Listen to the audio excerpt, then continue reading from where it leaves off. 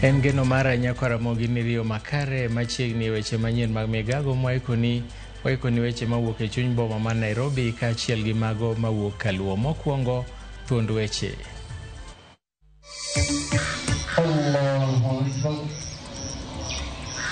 Tunapeana tu heri nzuri kwa sababu leo ni siku mzuri. Na wahimiza pia tuangalie wale hawajabahatika miongoni mwetu. Oganda jo Salam mapachoka oriwore gi jowetegi e piny mangima ka gidhialo nyasi mar alam mar Idul Adha ka gijiwo kwe kod telo makare. They are landing into our health facilities and they already cut. But we need to see how do we come up with evidence-based interventions to end the cut. Jotim nonro e weche mag nyange mag nyiri okone jogo makedo kod nyange mag nyiri mondo tikon nonro mosetim maduoko chien timbe makamagi. Pesa ya capitation was not enough. Ya primary school, ya secondary schools. It wasn't enough. But even more astonishing, pesa ya examination, there was nothing. It was zero. Jodbura ma Kiaru Ndindi Nyoro olero ni omenda maromo bilion 5 moket thenge ne penj ni piny mokalo.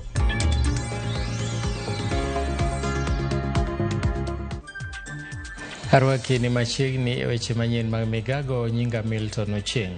Oganda jo Salami County ma Migori okwayo josiasa e piny Kenya mondo were kod siasa momondo kendo girewi oganda jo Kenya. Jakom mar Migori Muslim Community Development Omar Ibrahim mane wuoyo bang' tieko alam mar nyasi mar Idul Adha e muskiti ma Masjid ne owacho ni siasa momondo pogo jo Kenya kendo ketho chenro mag dongruok. Omar bende nokone jalup jatend piny machon Rigathi Gachagua mondo mi owere kod siayo jo Kenya kotenore kod piny owacho ma Manywanda. Jakom mar Migori Muslim Community Development no ne owacho ni gineno dongruok malich to pod giketo mana wengegi.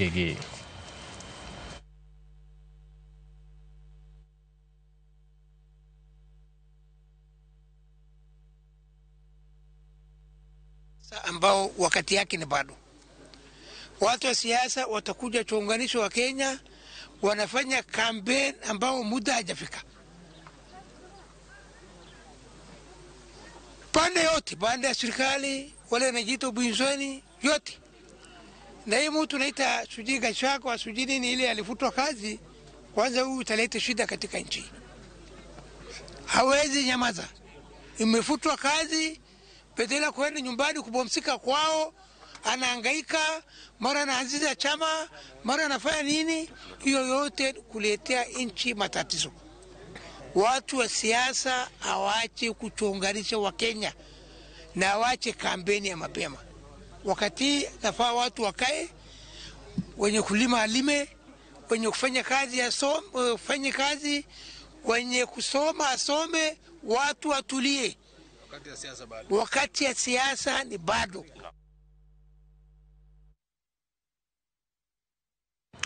Jotendin jo Salame County ma Isiolo koro jiwo mondo jakom manyien kaachiel gi commissioners mag duol matayo yiero pacho ka IEBC mondo chamo mapiyo gino magiwacho ni biro konyo chwalo chenro mag yiero madundo. Ka giloso e kinde mane gitayo nyasi mar Idul Adha, gikwayo josiasa mondo keto kenge mag nyayo kwe kod manyalo kelo kanyakla oganda jo Kenya ahinya to motelo ne yiero maduong' ma higa 2027. Gi e kindego gimedo jiwo oganda jodin mar Salam mondo bed gi chuny mang'won mar konyo jogo maonge kod nyalo.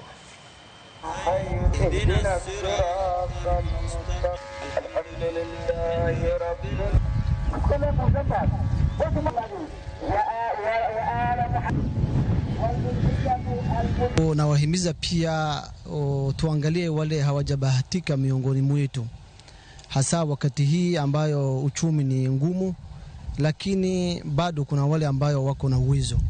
So mimi nasema ya kwamba tudumishe amani despite the hardship of the economy, na tuwe tunahimizana tuhimizane mema na tukatazane pia maovu.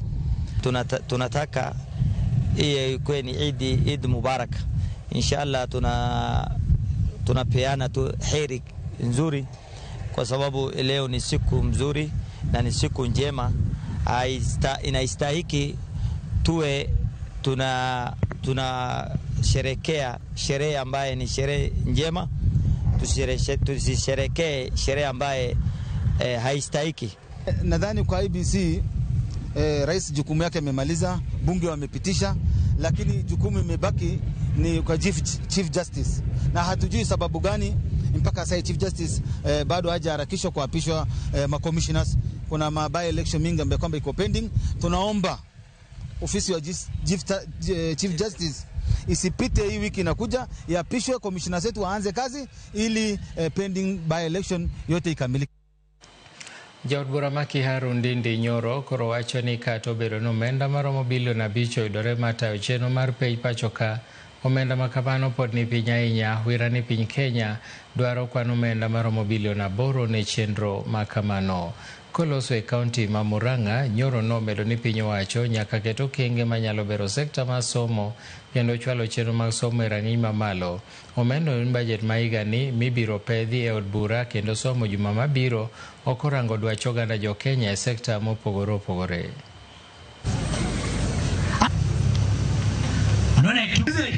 Even fathers here, the Parents Association of Alliance High School. That day, when that is, you know, I've seen. Hata kupeleka walimu wetu huko nje kumamotivate ni kitu mzuri sana ambayo imeinua masomo hapa kwetu Kiharu, na ambayo watoto hao wetu wakisoma vizuri tutakuwa na watu wa muhimu sana kwa katika hii constituency yetu. Pesa ya capitation katika ile budget ililetwa na National Treasury katika bunge, pesa ya capitation was not enough. Ya primary school, ya secondary schools, it wasn't enough. But even more astonishing, pesa ya examination, there was nothing, it was zero. Sasa wakajaribu wakafanya ukarabati kidogo, ile capitation haikuwa inatosha, wakakata zaidi bilioni 5 ikapelekwa katika atidio ya examinations. And examinations in Kenya require 11 billion Kenya shillings. So I want to request the policy makers in this country, let us not make a budget of lying to ourselves and lying to our development partners. Jaod bura masuba North Mili Mabona Odhiambo okwedo mokalo meko mar Rose Njeri ma en jandiko kendo jalonye e lony manyasani maliekore ni ne oloso mbui mamiyo jopiny thuolo machiwo pachgi e wi paro mar chik mar omenda ma 2025-26. Mili mane loso e kinde romo manokelo kanyakla jood bura ma mine e boma ma Nairobi okoni moko kuom jotelo mar Kenya Kwanza onge kod paro mar konyo jopiny. Okoni jo Kenya owinjo yiene gi chiwo pachgi ma ok omakgi nikech kwedo telo mar Kenya Kwanza. The people around the presidency, there are some people who are overexcited, and if you see me coming out here, I'm coming out because that's not the only one I've seen. I may not say the others, but they should stop being overexcited.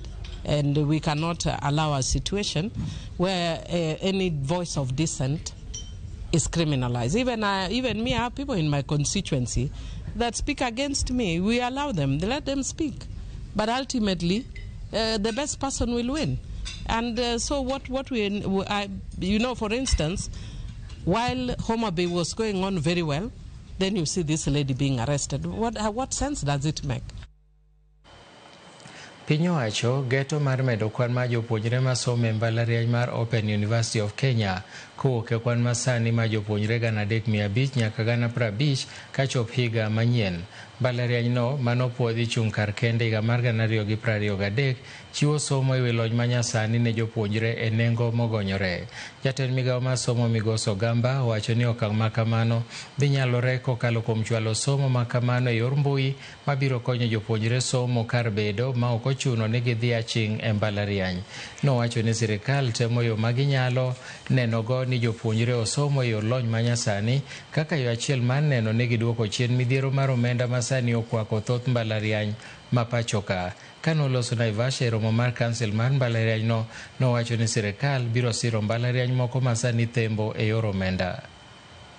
To see how we actually can get these numbers. That we have a target of reaching 50,000, over 50,000 students by 2026, end of 2026.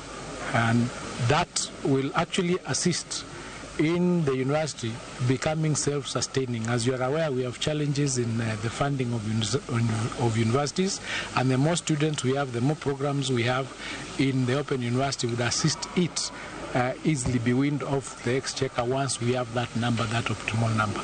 If you look at our Vision 2030, we are talking about prosperity by 2030. But the question is, whose prosperity is? Who are these people who want to be prosperous? If you don't give education, it means we are excluding people from that prosperity. So this is exactly one way of fulfilling the vision. Jotim nonro e weche mag nyangi mar jok manyiri okone jogo makedo kod nyangi manyiri e pachoka mondo ti kod nonro mosetim mar konyo gi ng'eyo yore makare manyalo konyo gi tieko nyangi manyiri. Maeri biro bang' nonro manotim kod bad migawo mar piny owacho mong'ere kaka Population Council of Kenya yango ni nitiere okenge minyalo tiyo godo mathiro chutho nyangi manyiri. Jafwambo marwa e kaunti ma Migori George Juma nigi ler mathoth. Safar mar kedo kod nyange manyiri e kaunti ma Migori osebed mabor kendo pod odhi nyime. Ne igeno ni nyange nyiri e kaunti ma Migori kod piny Kenya mangima dhi rumo e higa mar 2012 lekni kata kamano ok ne ochopo. Kwan nyiri ma pod itero nyange e kaunti ma Migori to nyegego ma Kuria pod ni malo. Lipot yango ni malo nyiri 200 ne otimnegi nyange e higa mar 2014 e kaunti ma Migori. Penjo osebedo mathoth malo duoko gimomiyo okenge mathoth osebed ka iketo e kedo kod nyange mag nyiri kata kamano nyange ni koro ok dog piny malong'o. We have been implementing this intervention for quite a long period of time. What is the evidence that it is working? And you can only know that through research, through evidence, and also learn from other interventions that have been implemented in different countries.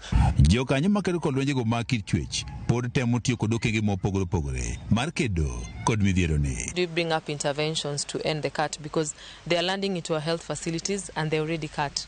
But we need to see how do we come up with evidence-based interventions to end the cut. Evidence-based interventions are there, studies have been done, and a lot can be picked with the Migori community, especially the Kuria East and West. Being able to engage the community and being able to understand how best we can support the community, and I would say capacity strengthening for the community members, especially women and children, to understand that they have their rights and they can stand and claim their rights. Nondo motim kod bad migawo no mar piny owacho ma ochung' ne kwan oganda ma ong'ere kaka Population Council of Kenya yango ni yore mosebed ka itiyo godo e kedo kod nyange mag nyiri moko nyago lemo ka moko bende koro ok nyago lemo. But interventions, for example, using community dialogues, for example, using media in terms of engagement of communities, are showing really very effective in terms of ending FGM. And Dennis Matanda matikruogni mar Population Council of Kenya mane wekindero mane okelo migepe ma opogore opogore makedo kod lwenjego mag kit chwech e kaunti ma Migori wach ne gigo machal kaka nywando jogo mane itiyo godo e timo nyange ne nyiri chon to ne oweyo e kampen makedo kod nyange ma nyiri okel lokruok moro amora kendo koro onego bole piny. Has also been implemented, but there's no really evidence to show that it works. This intervention of working with former circumcisers and giving them money, hoping that that will stop FGM, evidence really shows that it does not really work. We have to invest more money in terms of community engagement, either through dialogue, making sure that we have proper enforcement mechanisms when it comes to the law, and also a multi-sectoral kind of like approach. Matanda wach ni bende nondo magi koro yango ni chike nitiere mabeyo makedo kod nyange mag nyiri kata kamano ok gikony nikech rebe keto gi tim e yono mowinjore. Effective is the law. The law is only as effective when it comes to enforcement. So we need to make sure that you have proper enforcement mechanisms, but also on the other side, it can also be counterproductive. Samuel Kimani otegruogno mar Africa Coordinating Center for Abandonment of FGM wach nonro mayande gitimo yango ni nywando jochiw thieth duto e kedo kod nyange mar nyiri koro nyago lemo. The most strategic people who should be able to address FGM are actually the healthcare workers, because they interface with the girls and women at the health facility when they come to seek for services. The second thing is that FGM is associated with health complications that arise from the practice. And who is the best person to deal with those complications? It is a healthcare worker. So during dealing with those healthcare complications associated with FGM, the healthcare workers can actually be able to share messages and be able to counsel women and girls on why they need in order to continue with the practice. George Juma, Ramogi TV, Migori. Jiari omakedo ne ratich oganda e kaunti ma Mombasa omaki bang' temo chungo romo machoko paro mar chik mar omenda madhi nyime pacho ka. Mathias Shipeta mar riwruog Haki Afrika kod Francis Auma mar Muhuri nochope alap matono noka kama chieno machoko paro e paro machik mar omenda ma higa 2025-2026 ne dhi nyime. Apisas mag obila e gwengego nondhiyogi kendo geng'o negi e tesend obila matono noka.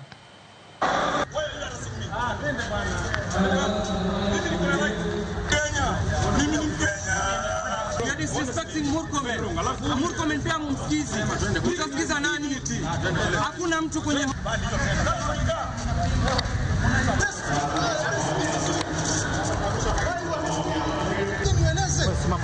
I've just come here. Ywaruok mager nomuoche kind kidienje ariyo yo Ng'oroswani ka chung'od bura ma Narok ma milambo. Lweny ma bende noweyo jago moro gi hinyruok marach mar wiye. Lweny nero nomuoch bang' kweth achiel wuok oko mar kwedo pok mar lowo madirom eka 110. Ywaruokno nochakore e kinde mane apisa mag migawo mar lowo kata surveyors ochopo gobila mar pogo lobno. Nomonjgi kendo gi lweny mopogore opogore kaka runge, kite kod ojalo ka joma noyudo hinyruok marach ne yudo thieth osiptal ma Lions yo Narok.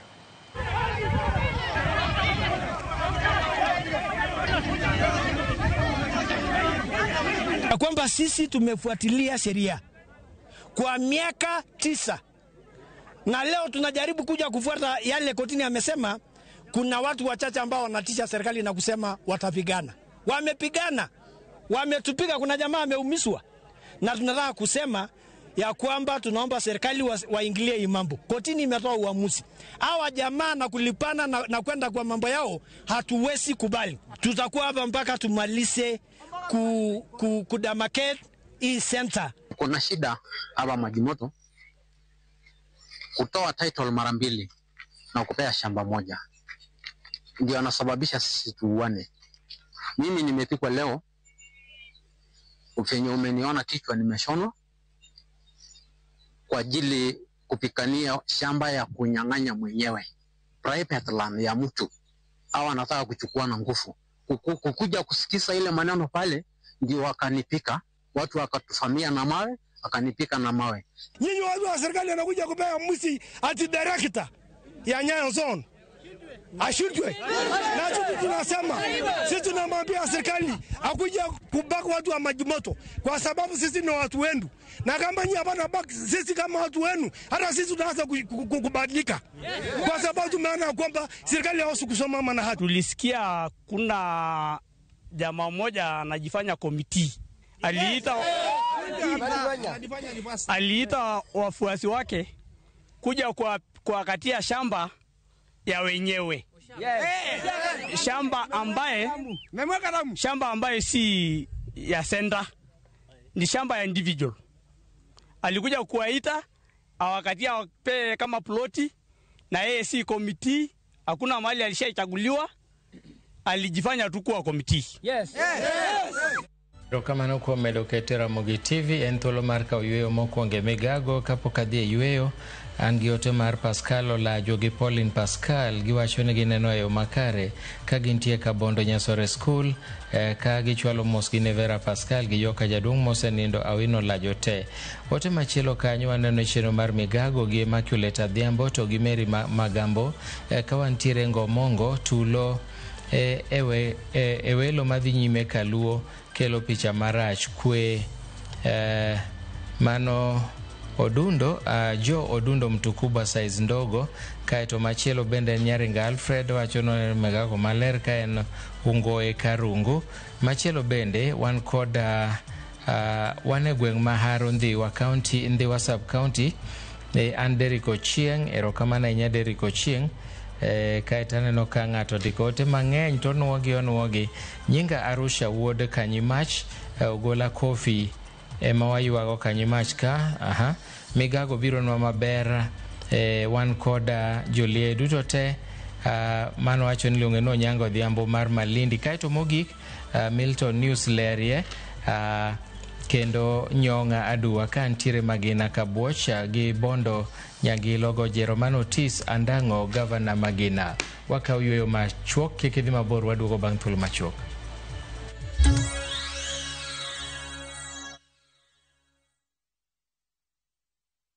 Je, wewe ni dereva taksi ama mwenye boda? Bas, habari ndio hii. Sasa kuna platform mpya ambayo inakutambua na ina reward efforts zako. Karibu WeGo. At WeGo, you're not just a driver, you're a partner. Enjoy the lowest commission in the market, only 10%. No hidden fees, no stress, no drama. More of your money now stays in your pockets. Na pia kama unakagari kako idle hapo nyumbani ama kwa kayad, wewe pia pomoka na WeGo. Kujiunga na WeGo ni rahisi. PSV license, good conduct, legit insurance, ID na logbook yako. Approval ni chap chap bila drama. Drive when you want, earn how you want, and enjoy the best driver commissions in the market. Download WeGo app leo kwa Google Play Store or App Store, or SMS WeGo to 20425. WeGo, let's go.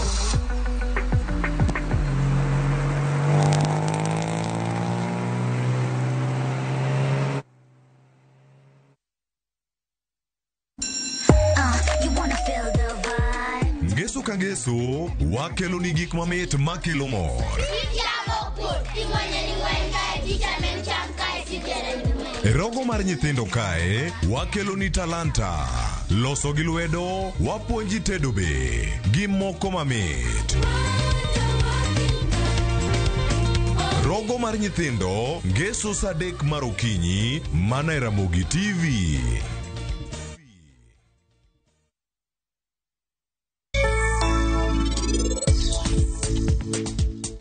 Kono tamrean, reka ka ino nyalo tamre dagi wuod Aramraj. Reka ko yoro Rajiv to ano dagi wechega. Megi mok nyal timre kana dichiel. Ing'eyo wuon arus ma kawuono? En Rakesh, nobiro korwako kondo. Ang'o? Rakesh? Idwa wacho ni riwo keny gi Rakesh? Kata kamano, sani winjo kan kare. Ayudo wuoyi moro maber ahinya. To kendo sani an gi mor mang'eny. Ageno ni Rakesh nokotimo ni gima rach. Adiera mantiere ka? En ni en kamoro achiel gi pari waherre.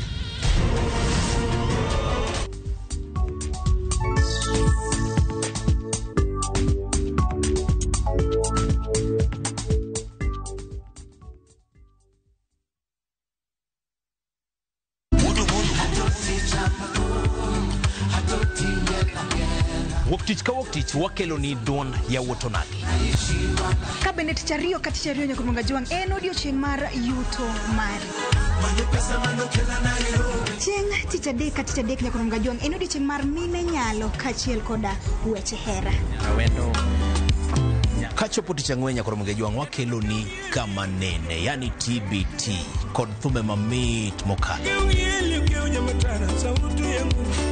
Furahi the edition and thum kaliech. Loso kapuoyo nyakumunga juang. Ka wakelo ni jothumbe mopogore opogore. Kanyo ndio bende wakelo ni gimiluongo ni Bell Yawa.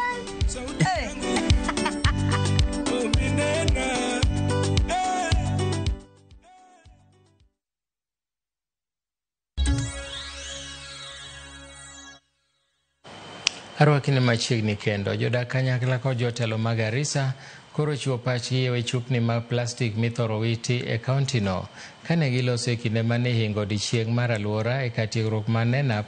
Jalup komishona ma kaunti no Sebastian Okiring owacho ni timno nyalo kelo muoch mag tuoche mopogore opogore kojiwo joma kedo na aluora mondo mi ong'i makare wachno.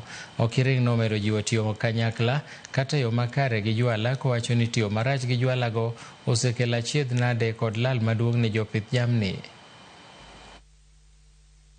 Plastic has become a big menace, particularly in this dry area. Walking through town, you'll find plastics almost all over, and they are choking us. Plastic has blocked all the drainages. Plastic has even blocked our sewage system. As we stand here today, Garissa town is flooding in sewage. I want to call upon those responsible to do everything possible within their means to see to it that that sewage flood is removed so that we protect our people from potential outbreak of very deadly diseases like cholera. And today we have to bring to the consciousness of everyone that our environment is our life, and therefore each and every one of us has a responsibility to take care of that environment.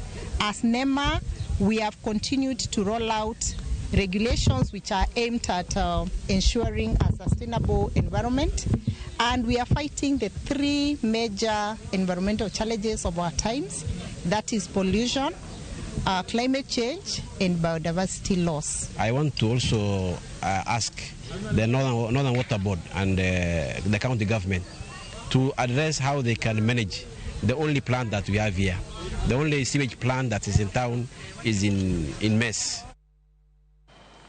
Apisa marito le mag bunge KWS komakore kod apisa mag okwach kich malodwa e kaunti ma Turkana ondhiyo ji ariyo mane tiyoga piko e temo yombo gi tunge auchiel mag liech ka gichomo boma malodwa. Apisa maduong' marito le mag bunge KWS e kaunti ma Turkana Elijah Chege owacho ni ne giyudo lipot kowuok kuom jopiny ewi achudhego manoting'o tunge liech maromo kilo 26.5.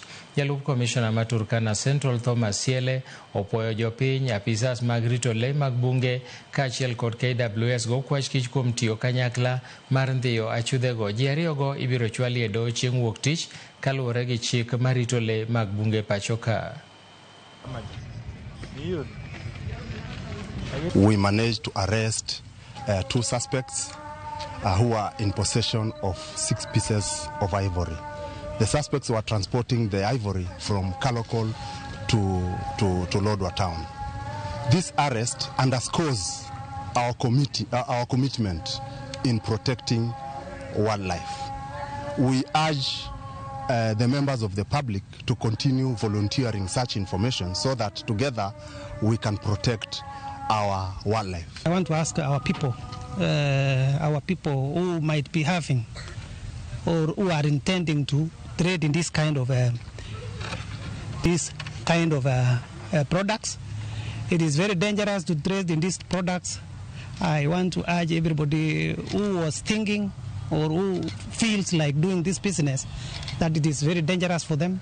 Let them desist and follow the law. These 2 fellows here, we will face the charges, and I want to believe it will be an example to any other person who will think of doing this. Mana kaka juma wakelo ni cheno margin kanye kawuono wamenyo ni jaduong' Alfred Ogola. Ogola en jatend gweng' e kadak ma Owino Huru e kaunti ma Mombasa, to bende yango nonro mar kadagno ma Owino Huru gi wechege ma iye. Jata cheno mar Walter Nyambaga miwa mbake wi Alfred Ogola kod kar dakno ma Uhuru.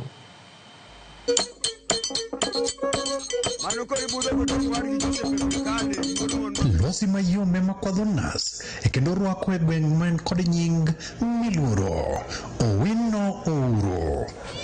Kar dak man kod nengo e ngima oganda mantiere ka. Mondo wayud mbaka matut ewi kaka kar dak ma Owino Huru to kod loch mare, wayiero goyo mbaka kod tekre gweng' maka Alfred Ogola. Ajalego kochien dadra. Ogola en achiel kuom jotelo man kod ting' mar tayo kar dak maka ma Owino Huru e kendo neno ni onge machinglo kata oledhi mathoth mag mecho, yombo kod mwandu ng'ato, lodho mwandu ng'ato e udi, mecho kod ang'enge, kuma goyenjre, yombo kod mondeji. To maduong', ong'eyo nonro mar ng'ato ka ng'ato ma ochopo Huru Owino madwa dak e kendo nyaka opwodhe kuom timbene kama giduto dwaro rieko.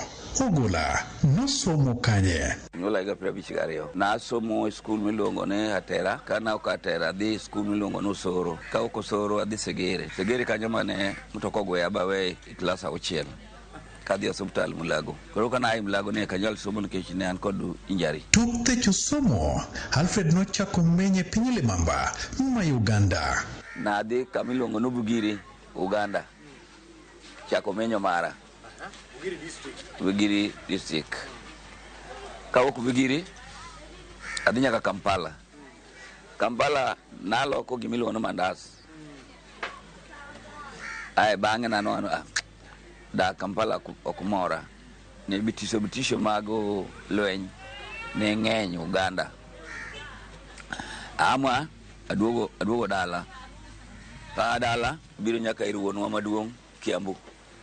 Ne tie leba Denga Buro ne tie leba. Pokoni bang' chopo Mombasa, nobedo jathedh chumbe matuklo e kind tije mamoko. 69 madonje Nairobi. Tarik 15 dwe mar 9 69. Ima ukabire Mombasa. Kana nadonje ir minwa niliona Angelina. Kana no kibarua kwa mihindi no kawa kaka nyathine. Mano yor said kocha railway Patel Hardware. Nyaka pirabiro gachiel. E higa mar 1974 e ndalo loch mar jatend piny machon Jomo Kenyatta, Alfred Kono ne jaduong' moro majambola to jawer no eroga miyo Kenyatta mor e kod wende mag pak. E kuom kinde ka kinde ne ojawuothoga gi tiende kochopo kuom Kenyatta, to kata Kenyatta bende ne manye kama odake. Owino ne jakure e piny Ugenya. Nyinga nobiro ne wan kod jaluo miluongo no Owino. To no wer nga Kenyatta eno ga kan gi tiende nyaka State House town ko wer ne Kenyatta no ima no luonge go no Owino Uhuru kech no wer ga wendo Uhuru kaka ne jo no angaloch koro jaduong' Kenyatta no omiye nying no Owino Uhuru kaka metu no Owino Uhuru koro Owino Uhuru no ima ne ko duogo kar koro dago ka no daka momalo kamilon Coachworks koro noro kabaka koro ngamo kati luongo no Owino Uhuru. To Owino bende noyangore kod kit era to kod mor kuom oganda. Ne jaluo ng'ama teng' motumo dende ne nudu Kenya. To ne ng'ama ne mamor mane miji mor. Omiel ni ji maduni machon cha. To moibe cha ko ne luongo kano Owino Uhuru. Uhuru be kanyo donjo mo ong'emna kano Owino Uhuru. Magi duto ne timore ka Alfred ne nie loch nanga kendo tiyo kod sirikal. Loch nanga achako tiyo 207 nyaka sama wuen podani loch gweng. To Owino Uhuru en kar jot moting'o dhoudi buora. Ere rieko motayo godo oganda maket kod magi. Ni nyaka dwar japiny ni mondo gibed komiti. Jalupna be nyaka bed japiny ni. Tadwaro dhoudi nyaka wabed kanyakla. Kan wating'o dhood Akamba, wan kod dhood Jabluya, wan kod Jakuyu, wan kod Jagriama. Koro jogo nyaka akisa ni gidonjo i komiti mar village elder. Nyaka dwar be keti kanyakla magi wacho achiel mar sirkal. Magi mi wacho no kudwar ja gibegi wacho ni gino kutimnade ok timre. To nono ng'ato chopo ka to nyaka tekre gweng' bedie kod ng'eyo kod askache mamage ni mar sirikal kata kalo kodi to nyaka irieri. Nyathi modonjo ka nyaka penje to iwuod kanye. To mibiro kani ng'ama ler. To kumi ai we ka ler. Nikech nyalo bedo nyathi machambe cheche ma kodonjo ka kana njo ketho gimoro chien. Koro imanye. Koro kodako obiro ketho gik ji to chako ketho nying joluo. Mano gima na atamora. To kibet ka ni iluoro mana dala nyaka ne dhi dwaro kibarua. To ka gidwar kibarua nyaka dwar kaka nyalo di mondo dog dala. Kisumu bor Mombasa. Mawu manyalo yana Mombasa biro madho kongo Mombasa luore ka ile nyaka joluo nyaka ng'iye. Nden ng'ama nade nikech mano ng'ama kata dhako ko bikendo. Tur luma onge dhako to tiyo ok wapar ken ng'ama ber. Alfred wacho ni osetiyo kod jotend piny Wuora monywando Mwai Kibaki, Uhuru Kenyatta to kod jatend piny William Ruto. Kata kamano omor kod tendo Uhuru Kenyatta. Loch manyan go machiegni no Uhuru watiyo go ma kota romo mar jodongo ne bedo mang'eny ahinya. Nikech Uhuru noketo chife nyaka tudre nyaka bed kod gimiluongo ni bura. Koro chife go nyaka rom gi jodong gweng'. Seche te giromo wawacho weche mag gweng', wawacho wach mag kaka gweng' kuo ng'enye, chang'a ng'enye, jomaricho nitie. Koro chife go kawatwa. Omor kod okenge mag dongruok mosego e kar jot Mawino Ouru. Kana adonjo ka ndara ne onge dalani. Dalani jo daga ne na Kongo Gumon. Kongo Gumon. Mane hala mane maduong dalani. Imera mere jo mere sechete. Gukuo Gumon. Koro kana anwango mago na nona konga igukuo gu Kongo. Igo romo nyaka jo kuoyo kitna wanted gibro nega sijinadi. To nano ankan kod polisi machiegni sana. Ospidi machanga mwe mane watiyogo. Bigi miya nyaka polisi marita. Ukuri kamidhiero nyiedhore. Mae kowe ng'ato kaluo. To nyaka gitimie choko moro. Igolo buk to karo maro masa seche 3-4 to pesa no oseyudore. En ang'ama iteri gari. Yodi adhiya. Kata mna mine mathagre. Moyo machuogi chando kani. Koro onge kaka otimre. Nyaka wachang ne pesa odhi dala. Dichuo moyo manokele koro krite. Koro ke wachuno nyaka warang pesa mondo kete gari odhi dala seche ma gin gi nyithindo chandore. To kwan wanen ng'ama riembo kati ot. To wanyalo dwaro pesa mondo wachulne ot modhi bete kapod wanono kaka obroa. Kata kamano, Alfred Gisani dendelit kendo en kod kwayo makende ni oganda kalure kod tije mosetimo. Etiladigni okabedo go herona. Tiani otata tudno hamano. Koro pesa madhigo hospital onge. Kech tich mana tiyo ma ne nyalo miya konyera to naseweyo. An akwayo ne oganda wa gikonya mondo gichiedha pod angima ni tielo ni othathoya ng'ich modonje ni nyalo chiedh. Nyakwara Mogi, erokamano kuom bedo kode chakruok nyaka giko. Jata chenro mari kuom thuolo duto ne en Walter Nyambaga. Ud kwero thuon ka ji dhi kendo ka ji duogo. Oriti masane.